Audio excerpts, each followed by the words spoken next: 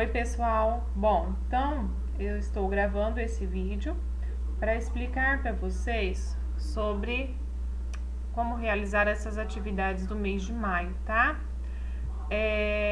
Lembrando que o caderno é um pouco extenso por conta que se tratam de atividades para o mês todo, tá? Então, por isso que tem bastante atividade, tá? Por essa dinâmica, né? Essa mudança que houve em relação à organização da escola, né? Para enviar atividades para o mês todo, tá? Então, algumas orientações, né? Ler os textos com muita atenção, não deixar as atividades acumularem. Após a realização das atividades, não esqueça de enviar as fotos para a professora. Não é necessário copiar as questões, né? Somente as respostas. Vocês precisam, na verdade, lembrar de identificar bem essas questões, tá? Para melhor organização. Em todas as tarefas deverão constar o cabeçalho com as datas e o título das atividades propostas, tá? E tenha um bom trabalho.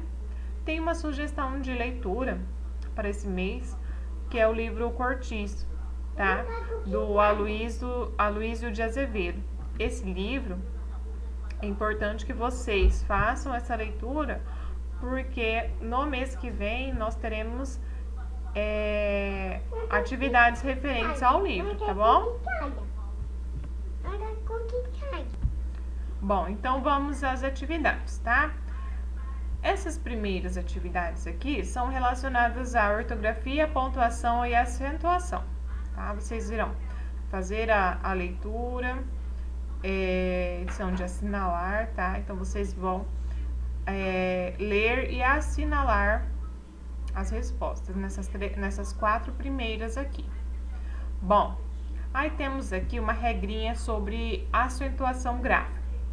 Quando utilizamos a linguagem oral, pronunciamos os sons com maior ou menor grau de intensidade. Isso nos permite distinguir a sílaba tônica de uma palavra.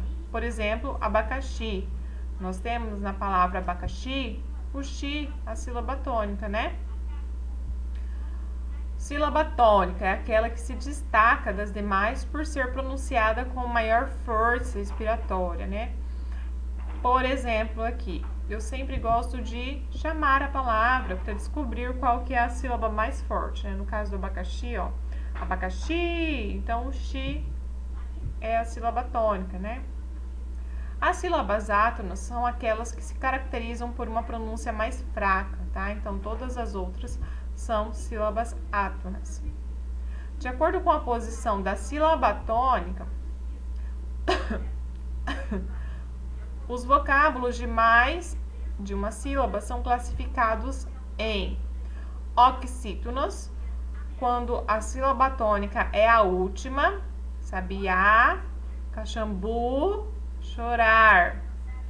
Paroxítonas, se a sílaba tônica é a penúltima, fácil, espelho, cabeleireiro. E proparoxítona, se a sílaba tônica é a antepenúltima, tá? Lâmpada, hipopótamo, rápido. E as regras de acentuação gráfica abaixo. Oxítonas, acentuam-se os vocábulos oxítonos terminados em a ou as, e ou es, ou os, em ou ens, tá? E temos alguns exemplos. Sabiá, está, você, café, avô, giló, porém, armazém, vinténs, parabéns. Incluem-se nessa regra as formas verbais seguidas dos pronomes átonos, lo, los, lá, las, nonos, nanás, tá? Amalo, repolo, tenho. E os monossílabos tônicos terminados em a, as, e, es, os, né? Chá, três, vós. As paroxítonas acentuam-se os vocábulos paroxítonos terminados em LNRXPS. Ou ans, I ou is, us, uns e os ditongos orais, né? Seguidos ou não de S. Aí temos aqui os exemplos.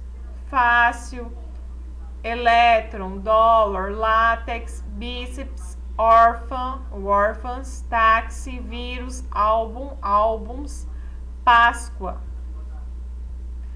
E as proparoxítonas, as mais fáceis, né?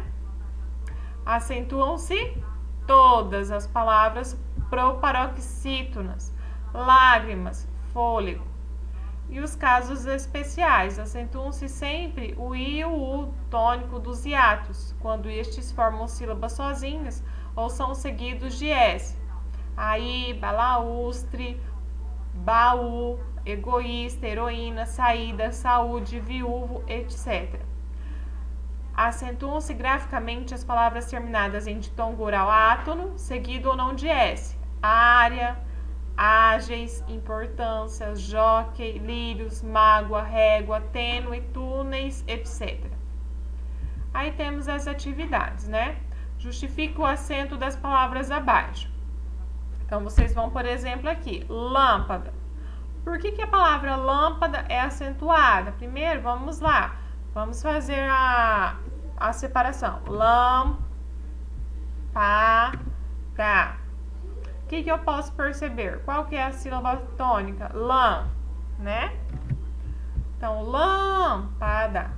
Ela é a última, a penúltima, ela é a antepenúltima. Então, ela é proparoxítona. Então, vocês vão aqui na regrinha das proparoxítonas e vão justificar a acentuação, certo? A número 2, assinale a alternativa em que todas as palavras devem ser acentuadas pela mesma regra. Número 3, assinale a alternativa em que a palavra não siga a mesma regra de acentuação que a palavra óbvio, tá? Número 4, a mesma regra de monótono aplica-se em qual palavra? E a número 5, assinale a opção em que uma das palavras necessita de acento gráfico. Então, vocês vão escolher a opção, tá? Vamos, então, falar sobre os termos integrantes da oração, tá? Quais são os termos integrantes da oração? São os complementos verbais, objeto direto e indireto, complemento nominal e agente da passiva, tá? Os complementos verbais são objeto direto e objeto indireto que completam o sentido de um verbo transitivo. O objeto direto, ele vem diretamente ligado ao verbo transitivo direto, sem auxílio de preposição. Exemplo, o menino comprou o livro, né? Quem compra, compra alguma coisa, o livro no caso. Então, não exige preposição. Esse ou aqui é artigo, tá? Já o objeto indireto, ele vem indiretamente ligado ao verbo transitivo indireto, com auxílio de uma preposição, ou seja, né? Aqui as preposições de, para, com, contra, por, a. Um exemplo, os brasileiros gostam. Quem gosta, gosta de alguma coisa. Gostam de futebol. Então, esse de aqui, como nós vimos, é uma preposição, né? Por isso que é um objeto indireto. Uma observação. O mesmo verbo pode apresentar simultaneamente os dois, né? Objeto direto e indireto. O prefeito enviou. Enviou o quê? Os documentos. A quem? Ao governador. Os documentos é objeto direto, porque não precisa de preposição. Já ao governador é objeto indireto, porque precisou aqui da preposição, né? O objeto direto pode, às vezes, ocorrer com preposição, não exigida pelo verbo. Então, denomina-se objeto direto preposicionado. Então, alguns verbos eles vão exigir preposição, outros não. Né? Nesse caso aqui, quando se coloca uma preposição que não é exigida, então vira esse objeto direto preposicionado, tá certo? Os pronomes oblíquos na função de objeto. Quando funcionam como objeto, alguns pronomes oblíquos têm classificação fixa, Outros têm classificação dependendo do verbo ao qual servem de complemento. Então, nós temos aqui os pronomes oblíquos, né? O, a, os, as, lhes, e os demais pronomes. Me, min, te, ti, se, si, nos, etc. Então, um exemplo do o, né, na função de objeto direto. Todos o conhecem, né? Um pronome na função de objeto direto. O lhe ou lhes na função de objeto indireto. Eu jamais lhe obedeci, tá? E nós temos aqui me, min, te, ti, se, si, nos, objetos diretos se ligados ao verbo transitivo direto ou objeto indireto se ligado ao verbo transitivo indireto, né? Nesse aqui o verbo é transitivo direto e nesse verbo transitivo indireto. Todos nos conhecem, a proposta nos interessava. Então, aqui o que muda são os verbos. Um é transitivo direto, o outro é transitivo indireto. Complemento nominal. Não são apenas os verbos que podem necessitar de complemento. Um substantivo, um adjetivo ou um advérbio também podem exigi-lo. Tenho necessidade de quê? De afeto, né? Não é verbo, mas necessitou de um complemento. Então, aqui nós acrescentamos um complemento nominal. Por quê? Porque é um nome, né? Um substantivo, um adjetivo ou um advérbio. A desunião é prejudicial à família. Prejudicial a quê? À família. Então, é um complemento nominal. Agente da passiva. Suponha a seguinte oração. Preços de combustíveis serão liberados pelo governo. Nessa oração, nós temos os preços de combustíveis, que é um sujeito, né, paciente, porque sofre a ação de liberar. Serão liberados, é uma estrutura verbal na voz passiva. Pelo governo, é o termo que representa o agente, isto é, aquele que pratica a ação de liberar. Então, agente da passiva é o elemento que, numa oração na voz passiva, pratica a ação recebida pelo sujeito, certo? Aí aqui nós vamos ter algumas atividades onde vocês deverão identificar se o complemento verbal destacado é objeto direto ou indireto, tá? A número 2, analise o pronome oblíquo e classifique em objeto direto ou objeto indireto, tá? Lhe, na, o, lhe, o, nos, me, te, tá? Então, vocês vão observar e classificar. Aqui, o pronome oblíquo representa a combinação das funções de objeto direto e indireto em qual das alternativas, tá? Marque a única alternativa cujo termo em destaque não é objeto indireto. A alternativa que o termo em destaque é agente da passiva. Qual dessas aqui? Assinale a alternativa em que a expressão destacada é corretamente substituída pela expressão entre parênteses, que dá para se substituir pelo que está em parênteses, né? Destacada aqui, olha, elas estão em itálico. Leia com atenção o texto abaixo para responder às atividades de leitura. Então, vocês têm um texto chamado Inteligência Artificial, onde vocês irão fazer a leitura e depois vocês irão responder às atividades, tá bom? E, por último, vocês irão fazer uma produção de texto, tá?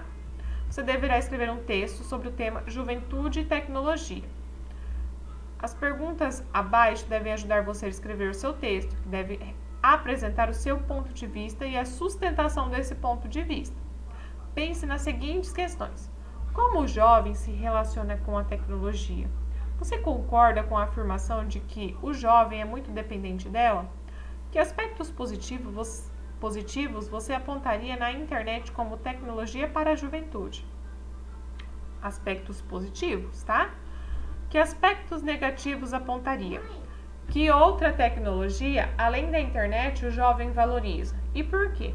Então, vocês vão elaborar um texto coerente, bem estruturado, com parágrafos, introdução, desenvolvimento e conclusão. Sua ortografia deve estar de acordo com a norma padrão da língua portuguesa. Se preferir, escreva em seu caderno.